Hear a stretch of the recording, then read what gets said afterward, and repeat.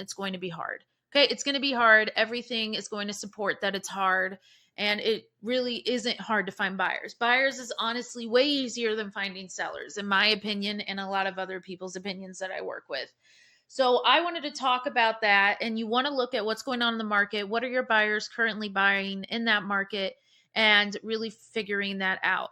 So I wanted to talk about 3 different ways of finding buyers. Okay. So I'll do 3 ways. Now, my number 1 way takes the most amount of work. But why does this take the most amount of work? Because it works. And a lot of investors don't do this. Most investors in today's world want to do the lazy way, the easiest way, things like that. And that's not going to work when you're trying to find a buyer.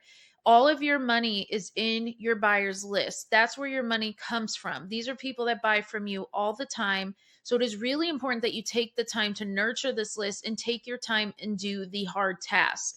So when you have a deal under contract and you are trying to market it, the easiest route is the easiest as far as getting legit buyers, I should say. It's not the easy of the task, is actually pulling a list of buyers in that area. You can use PropStream. You can have an agent do it off of the MLS, but you want to find cash buyers that have bought recently in the area.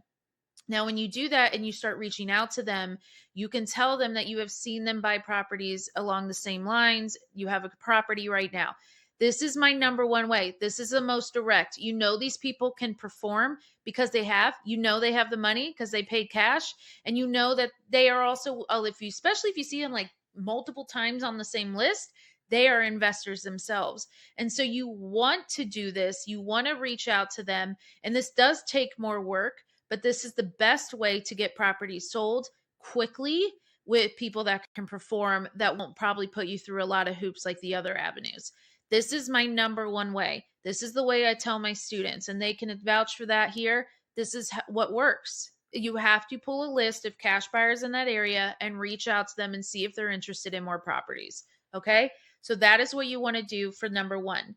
Now, number 2 is social media. Social media is a phenomenal. I found one of my best cash buyers in St. Pete through social media, posting on like Facebook, LinkedIn, Instagram, Facebook Marketplace, things like that. I will never change this way. This way is phenomenal. What are the downsides of this way? The downside is that you have to go through a lot of vetting. A lot of these people will say they're serious and they're not. There are scammers out there. Anyone can reply to these ads. You can't guarantee that they can perform.